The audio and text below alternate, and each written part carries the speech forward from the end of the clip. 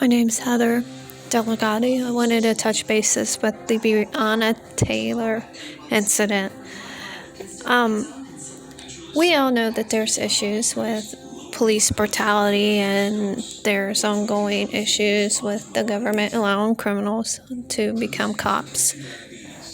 It's not that, it's criminals with badges. Because most cops that want to become cops, they want to become cops because they're honest to God, good people. Now, when Breonna was killed, that was a whole separate issue. Those officers were in the middle of doing a raid for a drug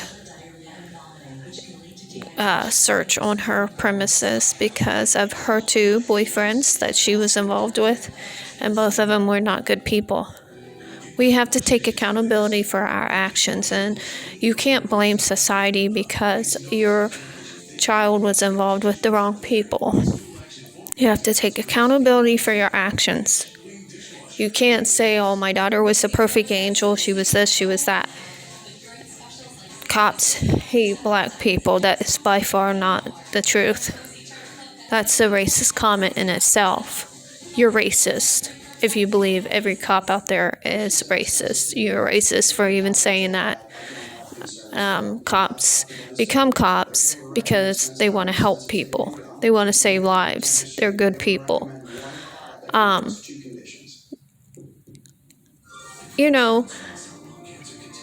It's sad when a judge issues those warrants, and it's a no-knock warrant. And in order to do that, you have to have an alarming amount of evidence to do it. And a detective actually interviews or wants to speak to the person before they actually do these no-knock warrants. So Breonna obviously knew that she was being investigated. It wouldn't be hidden from her. It wouldn't be any of that. And she still conducted conversations, text messages, so forth, so on, with the people that was involved with this whole ordeal. Now, if you're holding money and you know somebody's being investigated for drug activity, why would you keep them around? Why would you keep in contact with them? And why would you keep doing what you're doing? Now, there was many bullets that was involved with this. Shot into the house or apartment, and not one of them hit her boyfriend. And you have to ask yourself, how is that possible? It doesn't take an Einstein to figure that one out. She probably went to the door because her boyfriend told her to go to the door. And that's when he probably grabbed the gun and fired and used her as a shield. And that's that's why he didn't get one gunshot wound on him. Nobody's asking how a man cannot have one gunshot wound on him with all those bullets sprayed into an apartment. Everybody is saying it's cops, that's the cops, it's cops. No, darling. She probably went to the door because he told her to go to the door. He grabbed the gun. He fired, probably because she knew something. She wanted out, like most women do. And he knew this was his perfect opportunity to get rid of her. And she would die because the cops would fire in. He probably grabbed her. And that's probably how that one went down. And she ended up dying. It's sick, it's twisted, but that's it is how it happened. She was a human shield for those bullets.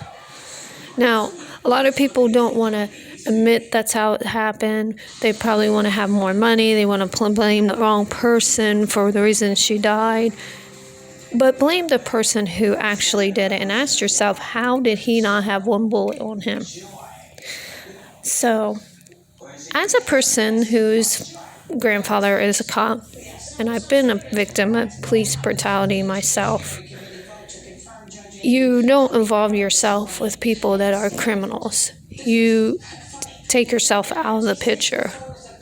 She's guilty because she didn't take herself out of the picture. She knew they were being investigated.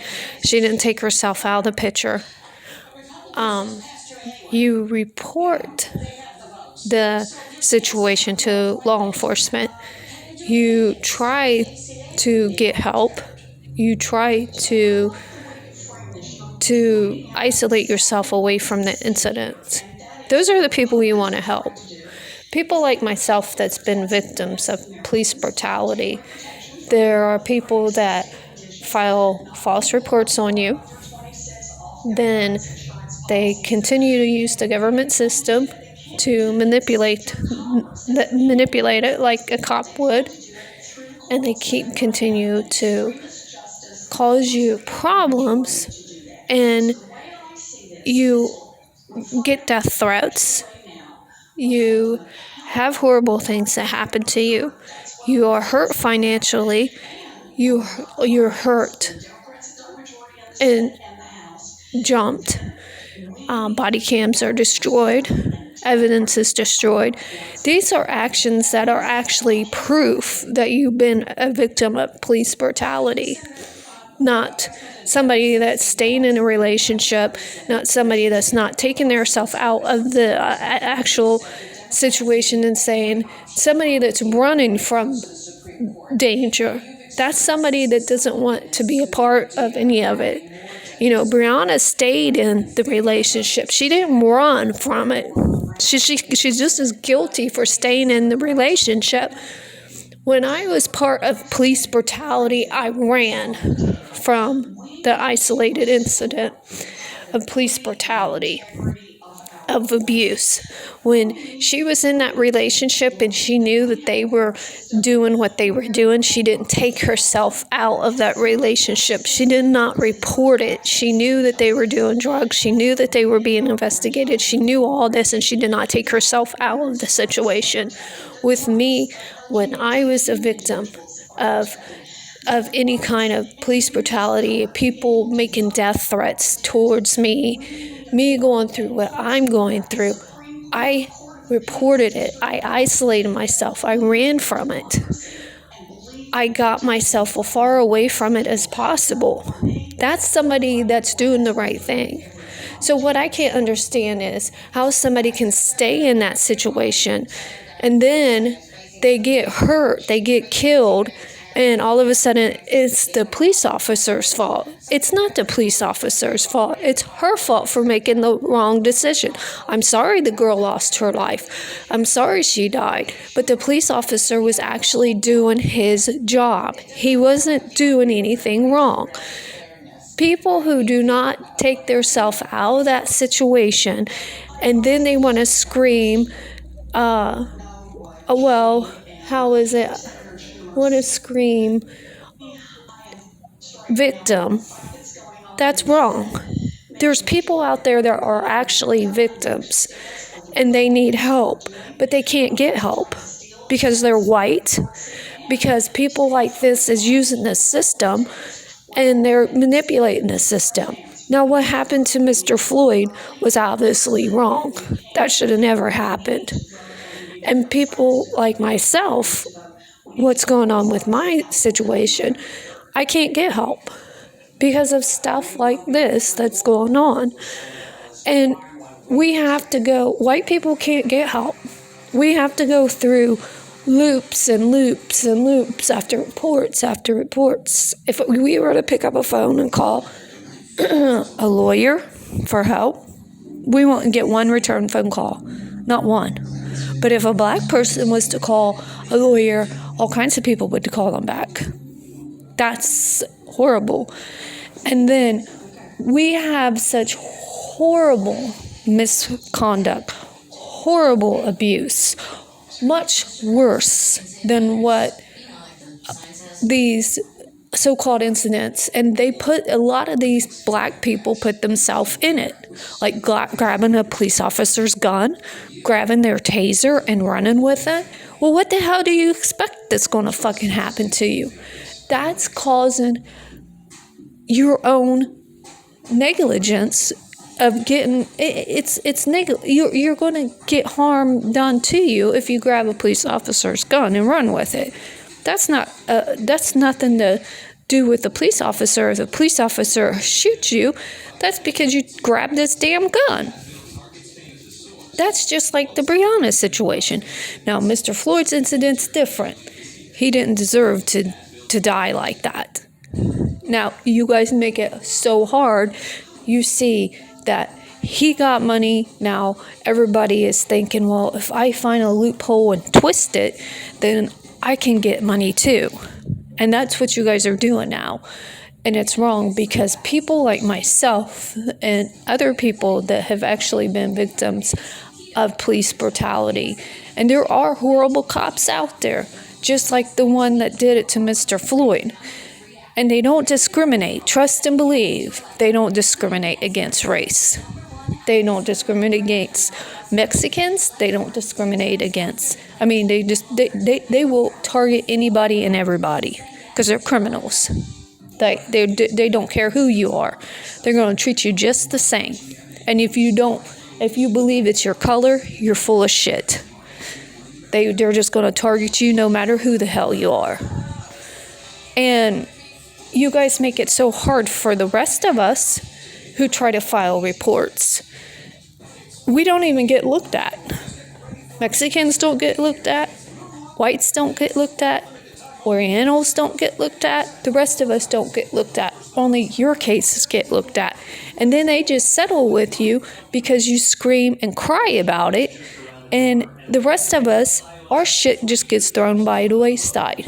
We have to fight and fight and fight and fight and fight before our cases is even seen. And that's wrong. That's discrimination. And the federal government shouldn't be doing that. They should look at our cases just like they look at your case. And they don't. And that's bullshit. Bullshit, bullshit, bullshit, bullshit. And Breonna's case, they should have never even settled on that one because she was obviously guilty. Because she didn't run from the situation. She was part of the situation. Anybody that has documentations showing that they were a victim, those are the cases that the federal government should be settling on. Like, hey, this cop has been a part of my life for 15 years, and it's been documented that he's did this, and this to me. He's been destroying body cams. He's been making threats. He's been doing this. He's been doing that. He's falsely arrested me and did this and this and this and this. And I have the documentation, and here it is. And laying it out to the federal government. That's when the federal government should pay that person for that crime. But they don't. You know why? Because we're white. Because we're Mexicans. Because we're Orientals. We're not black. And you know something? I think that's wrong. The federal government should step up and say, okay, how many of these cases are we throwing out? How many of these cases are we going to the wayside? How many of these cases have we paid out to black people just because they grabbed a gun that was a cop's and it was self-inflicted? How many of these cases really deserve to get a payout? But how many of these cases have there been that these people have actually been victims of police brutality that we did not get to or we did not help? A lot. And the one in Kentucky, that's bullshit right there. That guy used that girl as a human shield. And sometimes you don't want to admit the truth. And sometimes you don't want to look at the truth. But that boy did not have one bullet in his ass. And anybody knows that that many bullets that flies in that apartment, and he doesn't have one bullet in his ass, he should be charged for attempted murder or murder on that girl because there's not one bullet in his ass. And that's what they should charge him for. And for the rest of us, The federal government should start looking at our cases for police brutality and stop giving you guys a break.